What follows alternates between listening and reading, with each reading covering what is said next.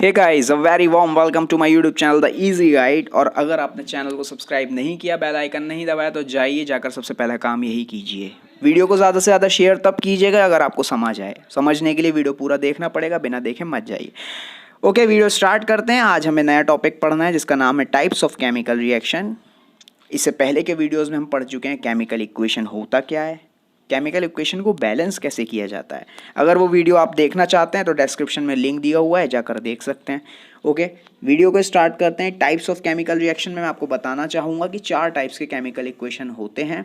NCERT पर बाद में बात करेंगे, पहले हम अपनी बात करेंगे। पहला टाइप होता है कॉम्बिनेशन रिएक्शन। सेकेंड टाइप होता है डीकम्पोजिशन रिएक्शन। ये डीकम्पोजिशन कॉम्बिनेशन का ही अपोजिट है एकदम। थर्ड होता है डिस्प्लेसमेंट रिएक्शन, जिसमें एक भैया कमज़ोर वाले भैया को उसकी जगह से खिसका के फेंक देते हैं। और डबल डिस्प्लेसमेंट फोर्थ टाइप होता है, जो डिस्प्लेसमेंट का पापा है। तो इन 4 में से आज के इस वीडियो में बात करनी है फर्स्ट और सेकंड, कॉम्बिनेशन और डीकम्पोजिशन के बारे में, क्योंकि चारों के बारे में बात नहीं कर पाएंगे, वीडियो बहुत बड़ा हो जाएगा। स्टार्ट करेंगे कॉम्बिनेशन के बारे में। कॉम्बिनेशन की अगर डेफिनेशन मैं आपको बताऊं तो बहुत सिंपल है। कॉम्बिनेशन शब्द का मतलब है कि कुछ चीज़ें कंबाइन हो रही होंगी, समझ रहे हो आप नाम से ही, तो वही इसमें होने भी वाला है। 2 या उससे ज़्यादा सब्सटेंस, अब वो सब्सटेंस हो सकता है एलिमेंट हो या कंपाउंड हो, समझ जाइए, शॉर्ट फॉर्म में लिखा है। 2 या 2 से ज़्यादा सब्सटेंस, एलिमेंट या कंपाउंड कुछ भी हो सकते हैं, जब वो मिलकर वो कंबाइन करेंगे, combine to form single product, ऐसे रिएक्शंस को हम कहते हैं कॉम्बिनेशन रिएक्शन। ऐसे रिएक्शन जिनमें 2 या उससे ज़्यादा सब्सटेंस कंबाइन करें एक सिंगल प्रोडक्ट देने के लिए, उनको कहते हैं हम कॉम्बिनेशन रिएक्शन। ठीक है, डेफिनेशन तो आपको पता लग गई। अब आइए कुछ और बातें करते हैं कॉम्बिनेशन रिएक्शन के बारे में।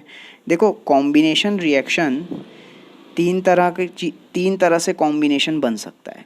हो सकता है कि एलिमेंट और एलिमेंट का कॉम्बिनेशन बने, हो सकता है एलिमेंट के साथ कंपाउंड का बने, या हो सकता है कंपाउंड प्लस कंपाउंड का कॉम्बिनेशन हो। एग्जाम्पल के लिए बिल्कुल एग्जाम्पल लेकर समझाएंगे आपको। एलिमेंट एलिमेंट का कॉम्बिनेशन किन किन केसेस में बन रहा है। देखो, एक इक्वेशन ली H2O के साथ, H2 के साथ ऑक्सीजन, दोनों एलिमेंट हैं, दोनों मिले और एक कंपाउंड बना दिया H2O। ठीक है, और देखो कॉम्बिनेशन भी है, कॉम्बिनेशन हुआ और एक सिंगल प्रोडक्ट मिला, 2 सब्सटेंस मिले और सिंगल प्रोडक्ट दे रहे हैं। इसी तरह से ऑक्सीजन अगर कार्बन मोनोऑक्साइड, जो कि एक कंपाउंड है, इन दोनों को रिएक्शन कराएं तो कार्बन डाइऑक्साइड बन जाएगा, और ये भी कॉम्बिनेशन हो रहा है, दो चीज़ें मिली और सिंगल प्रोडक्ट दिया। ऐसे ही कंपाउंड में CaO, कैल्शियम ऑक्साइड, वाटर के साथ रिएक्ट किया और क्या दिया, कैल्शियम हाइड्रोक्साइड का होल ट्वाइस। तो ये कंपाउंड था, ये भी कंपाउंड था ऑलरेडी, और हमको एक और कंपाउंड मिला। और देखो कॉम्बिनेशन तो है ही है, 2 चीज़ें मिली और एक सिंगल प्रोडक्ट दिया। तो कॉम्बिनेशन 3 टाइप से बन सकता है भाई। एलिमेंट एलिमेंट का भी हो सकता है, कंपाउंड कंपाउंड का भी हो सकता है, और एलिमेंट और कंपाउंड का भी हो सकता है। ठीक है, तो ये बात तो थी थोड़ी सी एक्स्ट्रा जो एनसीईआरटी में नहीं दी, लेकिन एनसीईआरटी में दी हुई है बट छिपी हुई है, आप पहचान नहीं पाएंगे। वो काम हमारा ढूंढ के आपको देने का। हमने यहाँ बात की कॉम्बिनेशन के बारे में। अब चलो देख लेते हैं एक बार डीकम्पोजिशन के बारे में। एनसीईआरटी बाद में देखेंगे, अभी ऐसे ऊपर ऊपर से पढ़कर आएंगे, फिर एनसीईआरटी बाद में देखेंगे। व्हाट इज़ डीकम्पोजिशन रिएक्शन, फिर से इसकी डेफिनेशन पे आते हैं। इसकी डेफिनेशन क्या करिए यार, देखो इसके भी नाम पे जाओ। डीकम्पोज, एक बनी हुई चीज़ों को डीकम्पोज मतलब तोड़ना, टूटना हो रहा है यहाँ पर। और मैंने पहले बताया था कि decomposition is just opposite of combination reaction. और वो कैसे, अभी आप देख सकते हो, इसकी डेफिनेशन लिखता हूँ मैं। कह रहे हैं कि व्हेन सिंगल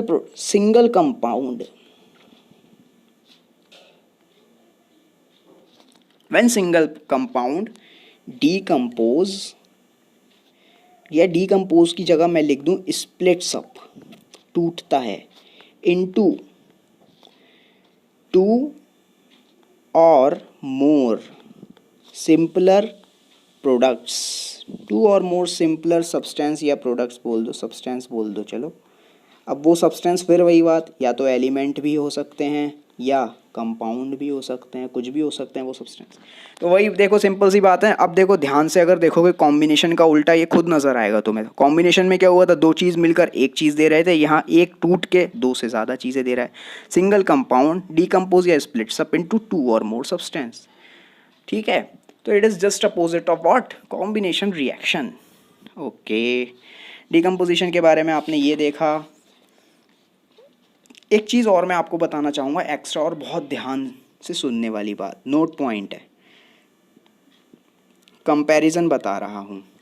देखो कॉम्बिनेशन रिएक्शन में क्या होता है, कॉम्बिनेशन रिएक्शन में आपको just A, reactant A and B, इन दोनों को एक वेसल में डाल दो और ये मिलके ए बी अपने आप बना लेंगे। आपको कुछ नहीं करना, फिर एफर्ट आपको कुछ नहीं देना, इसको बना लेंगे, दोनों खुद से मिल जाएंगे। ठीक है, हम तुम एक कमरे में बंद हो, चाबी खो जाए, फिर बंद तो जाएगी। और दूसरी तरफ डीकम्पोजिशन रिएक्शन। अच्छा, डीकम्पोजिशन रिएक्शन में दो लोग तो हैं ही नहीं, एक ही है, केवल ए बचा हुआ है, या नहीं ऐसे ए बी, हाँ अकेला बैठा हुआ है ए बी। अब इसको टूटना है तो भाई अकेले बैठे बैठे कैसे टूटेगा, हमको यहाँ कुछ देना पड़ेगा, कुछ एनर्जी देनी पड़ेगी, हमको मेहनत करनी पड़ेगी इसके साथ, तब जाके ये ए बी अलग अलग होंगे। समझ रहे हो ना, दो लोग मिल तो खुद जाते हैं बट उनको अलग अलग करने के लिए बाहर से शक्ति लगानी पड़ती है, गलत फहमियाँ पैदा करनी होती हैं, उनमें गलत फहमी बाहर से आती है। ये गलत फहमी है, ये बाहर से आती है, तभी तो ए बी को अलग अलग करा, ए और बी दो लोगों को तोड़ पाए। ठीक है, तो that is all about decomposition reaction. अब ये बाहर से आने वाली गलत फहमी यानी कि एनर्जी तीन टाइप की हो सकती है। एनर्जी तीन टाइप की हो सकती है। नंबर 1 हो सकता है हीट की फॉर्म में, हो सकता है करंट, इलेक्ट्रिक करंट की फॉर्म में हो, या हो सकता है सनलाइट की फॉर्म में हो। ठीक है, अब ऐसी डीकम्पोजिशन रिएक्शन जो हीट की वजह से हो रही है तो उसे बोलते हैं थर्मल डीकम्पोजिशन। ऐसी डीकम्पोजिशन रिएक्शन जो इलेक्ट्रिक करंट की वजह से हो रही है तो उन्हें बोलते हैं इलेक्ट्रोलिसिस। और ऐसी जो सनलाइट की वजह से हो रही है तो उसे बोलते हैं फोटोलिसिस। ठीक है, तो पहला हो गया थर्मल डीकम्पोजिशन, दूसरा इलेक्ट्रोलिटिक डीकम्पोजिशन, और तीसरा हो गया फोटोलिटिक डीकम्पोजिशन। तो तीन टाइप से डीकम्पोजिशन हो गया। और आपको समझ आ गई ना बात कि भैया दो लोगों को जोड़ने में ताकत नहीं लगानी पड़ती, लेकिन अगर दो लोग पहले से जुड़े बैठे हैं तो उनको तोड़ने में बाहर से ज़रूर हाँ ताकत लगानी पड़ती है, गलत फहमियाँ डालनी पड़ती हैं।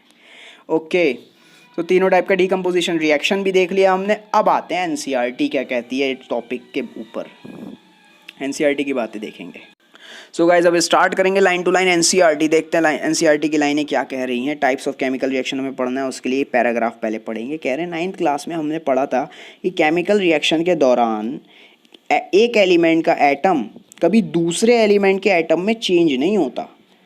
इसका क्या मतलब है, कह रहे हैं कि जैसे हाइड्रोजन ने किसी से रिएक्शन करी तो रिएक्शन के बाद ऐसा नहीं है कि हाइड्रोजन कार्बन बन जाएगा या सोडियम बन जाएगा, नहीं ऐसा नहीं होगा। वो हाइड्रोजन के ही किसी प्रोडक्ट में बन के चेंज होकर आएगा, हाइड्रोजन तो हाइड्रोजन रहेगा।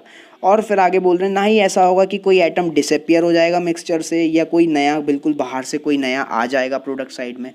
कहने का मतलब ऐसा भी नहीं होगा कि हाइड्रोजन और ऑक्सीजन रिएक्ट कर रहे हैं तो यहाँ पे बाहर की तरफ प्रोडक्ट साइड में कोई सोडियम कहीं अलग ही आ जाएगा, या फिर ऐसा होगा कि हाइड्रोजन, या फिर ऐसा भी बिल्कुल नहीं होगा कि हाइड्रोजन ने ऑक्सीजन से रिएक्ट करी और हाइड्रोजन बिल्कुल ही गायब हो गया, बचा ऑक्सीजन और उसके साथ कोई सोडियम आ गया। ऐसा भी बिल्कुल कुछ नहीं होगा। कहने का मतलब ये है कि भाई जिन दो में रिएक्शन हो रही है, बनने वाला प्रोडक्ट उनसे ही मिला जुला होगा, वही दोनों मिलके कुछ बनाएंगे दूसरी साइड। ठीक है, तो केमिकल रिएक्शन की अब डेफिनेशन हमें पता लगने वाली है। What is chemical reaction actually. कह रहे हैं actual chemical reaction involve breaking and making of bond between atoms to produce new substance. कह रहे हैं केमिकल रिएक्शन कुछ नहीं होता यार, दो सब्सटेंस के बीच में या तो बॉन्ड बन के एक कोई नया प्रोडक्ट बनेगा, दो सब्सटेंस के बीच में बॉन्ड बन के कोई नया प्रोडक्ट बनेगा, या पहले से बने हुए बॉन्ड्स को तोड़ के उस पुराने प्रोडक्ट में से कोई नए प्रोडक्ट्स निकल कर आएंगे, जैसे डीकम्पोजिशन में हो रहा है। ठीक है, ऐसा कुछ नहीं होगा कोई नया गायब, कोई एलिमेंट पहले रिएक्शन में से गायब हो जाएगा या कोई बाहर से कोई नया जुड़ जाएगा, ऐसा कुछ नहीं होगा। जो है उन्हीं के अंदर लेन देन चलेगा। सो स्टार्ट करते हैं कॉम्बिनेशन रिएक्शन। और कॉम्बिनेशन रिएक्शन को समझाने के लिए एनसीईआरटी सबसे पहले एक एक्टिविटी हमको देती है। एक्टिविटी देखेंगे, एक्टिविटी 1.4 कह रहे हैं कि small amount of calcium oxide लो, जिसका नाम है क्विकलाइम। देखो कैल्शियम ऑक्साइड उसका केमिकल नेम है और उसका जनरल नेम, कॉमन नेम है, घर का नाम उसका निक नेम है क्विकलाइम। यहाँ पे क्वेश्चन आता है बोर्ड्स में कि what is the chemical name of calcium oxide, तो कैल्शियम ऑक्साइड ही है। What is the nickname या फिर कॉमन नेम या फिर general name of calcium oxide is what, quicklime. या पूछ लेंगे उल्टा, क्विकलाइम का केमिकल नेम बताओ, तो आपको बताना होगा। बच्चे कंफ्यूज हो जाते हैं, भूल जाते हैं। ठीक है, फिर कह रहे हैं उसमें स्लोली वाटर को ऐड करो और बीकर को टच करके देखो कि टेम्परेचर में कोई डिफरेंस हुआ है क्या। हमें नहीं पता, अभी हम करेंगे, एनसीईआरटी खुद जवाब देगी। ये हमने कर दिया, एक्टिविटी हमने कर दी। अब देखते हैं एनसीईआरटी क्या कह रही है। एनसीईआरटी कह रही है कैल्शियम ऑक्साइड भयंकर तरह से वाटर से रिएक्ट किया भाई और स्लैग्ड लाइम बना लिया, और उसकी वजह से बहुत ही ज़्यादा हीट निकली बहुत ज़्यादा। अच्छा, तो ये हुआ, ये हमने ऑब्जर्व किया।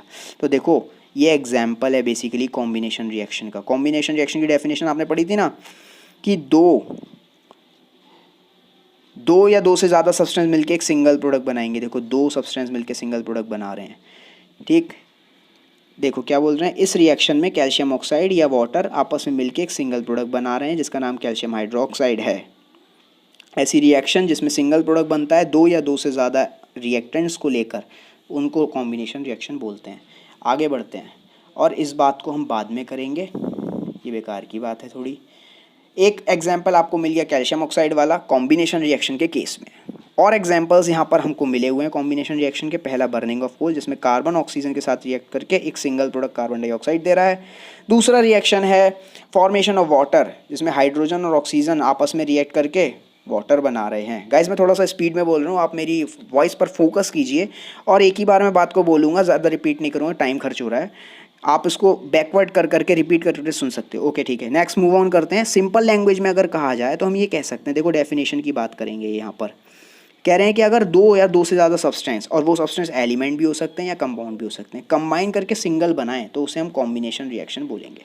ये तो आपको बता ही चुका हूँ मैं, कोई नई बात नहीं है आप लोगों के लिए, आप तो इसे याद भी कर चुके हैं यार, आप मुझसे ज़्यादा होशियार हैं। अब देखो वापस बोल रहे हैं कि एक्टिविटी 1.4 में जाओ, और हमने देखा था कि यार वहाँ पर बड़ी हीट निकली थी, जिसकी वजह से वो पूरा का पूरा मिक्सचर, किसका, वाटर और कैल्शियम ऑक्साइड का मिक्सचर जो था वो बहुत वार्म हो गया था, गर्म हो गया था। हाई गर्मी ऐसी ऐसी आवाज़ें आ रही थी। Reaction in which, I am so sorry, reaction in which heat निकलती है उसे एक्सोथर्मिक केमिकल रिएक्शन बोलते हैं। अब ये सब बातें एक्सोथर्मिक की है, एक्सोथर्मिक क्या होता है वो सब बाद में बताएंगे, ये सारी बातें एक्सोथर्मिक की हैं, वो सब बाद में बात करेंगे। अब बात करते हैं डीकम्पोजिशन रिएक्शन। कॉम्बिनेशन समझ आए, डीकम्पोजिशन की बात करें वैसे तो आप समझे हुए, लेकिन एनसीईआरटी क्या कहती है देख लेते हैं। एनसीईआरटी में डीकम्पोजिशन को समझाने के लिए फिर से एक एक्टिविटी दे दी 1.5। इसमें कह रहे हैं 2 ग्राम फेरस सल्फेट लो, उसको बॉइलिंग ट्यूब में डालो, और डालने से पहले उसका कलर देख लो। ठीक है, तो हमने देखा ग्रीन कलर था, याद रखना फेरस सल्फेट ग्रीन कलर। अब उसके बाद हमने उसे गर्म किया, गर्म करने के बाद बोला फिर से कलर देखो, अब क्या हुआ कलर को। देखो ये सारा काम जो करने को बोल रहे हैं, पहले से दीदी खड़ी भी कर रही हैं। दीदी क्या हुआ बताओ ना। चलो देखो दीदी क्या कह रही हैं। Have you notice green colour ferrous sulphate का वो चेंज हो गया। क्या चेंज हो गया? हाँ, और साथ ही साथ स्मेल, भयंकर स्मेल निकली उसमें से, बर्निंग ऑफ सल्फर की। किसकी भयंकर स्मेल थी? Burning of sulphur. अच्छा कह रहे हैं, अच्छा एक मिनट, रिएक्शन देख लो, रिएक्शन कहाँ है? बोले कि रिएक्शन तो ये लिखी है। ठीक है, रिएक्शन में क्या हुआ, FeSO4 जो सॉलिड था, ठीक है, उसको हमने जब गर्म किया, हीट दी, तो वो डिकम्पोज हो गया, स्प्लिट्स अप हो गया इनटू 2 और मोर सब्सटेंस। देखो हीट वाला डिकम्पोजिशन मैंने बताया था कौन सा वाला होता है, मैंने कहा था डिकम्पोजिशन रिएक्शन को बाहर से एनर्जी देनी ही पड़ती है। जो लोग पहले से प्यार से जुड़े बैठे हैं उनको तोड़ने के लिए गलतफहमी पैदा करनी होती है, एनर्जी देनी ही होती है। तो यहाँ FeSO4 को हमने गलतफहमी पैदा करी हीट की फॉर्म में, और गलतफहमी होते ही ये भैया सब बिखर गए। ठीक है, तो ये रिएक्शन था। आगे बढ़ते हैं, एनसीईआरटी क्या बोल रही है। इन दिस रिएक्शन हमने देखा कि एक सिंगल रिएक्टेंट सिंपलर प्रोडक्ट्स में टूट गया। टूटना ही था भैया, गलतफहमी पैदा होगी जहाँ तो वहाँ टूटम टाटी होगी। ये एक डिकम्पोजिशन रिएक्शन है। यहाँ फेरस सल्फेट क्रिस्टल जिसका असली फॉर्मूला FeSO4 7H2O होता है, ध्यान देना है, इसका असली फॉर्मूला .7H2O जरूर होता है, ठीक है। तो कह रहे हैं गर्म जब किया था ना हमने पहले, तो ये लॉस वाटर, इसने ये .7H2O इसमें से निकल के भाग गया।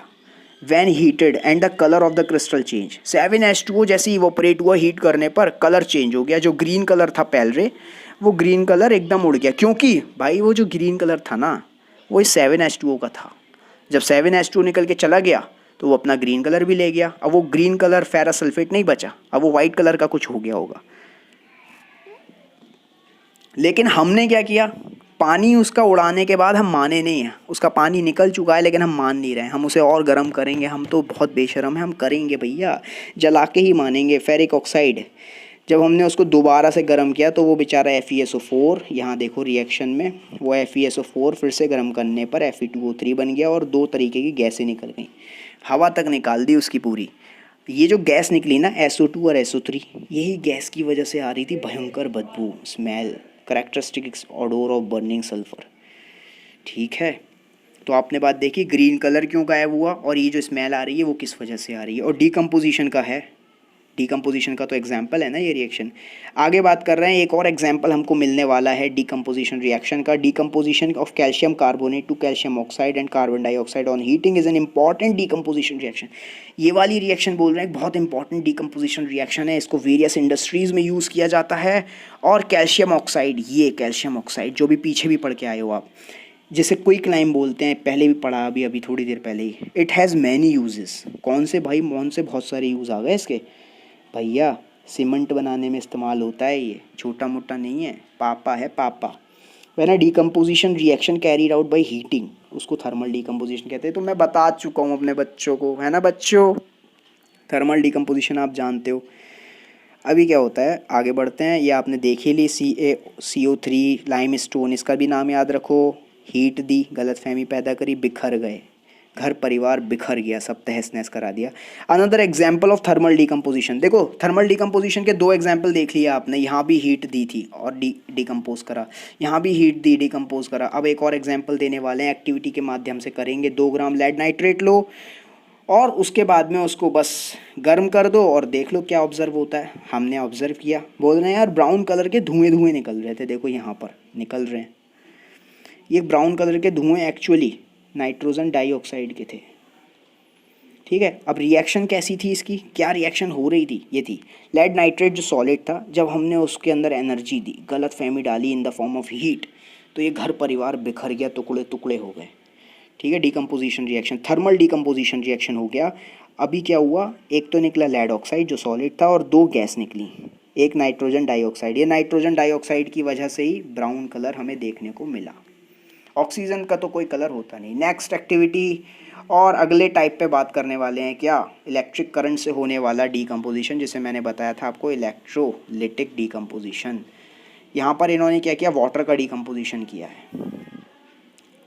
इन्होंने क्या किया है, वाटर लिया, उसके अंदर इन्होंने इलेक्ट्रिक करंट EC लिखा है मैंने शॉर्ट में, उसको पास करा दिया। क्या हुआ, H2 अलग हो गई, O2 अलग हो गई। देखो एक्टिविटी की फॉर्म में इन्होंने क्या किया, एक बीकर में वाटर लिया, उसके अंदर दो इलेक्ट्रोड लगाए, ग्रेफाइट रॉड्स, फिर उन दोनों को तार से बैटरी से जोड़ दिया, करंट पास कराया, हाइड्रोजन एक जगह इकट्ठी हो गई, ऑक्सीजन एक जगह इकट्ठी हो गई, देख रहे हो आप।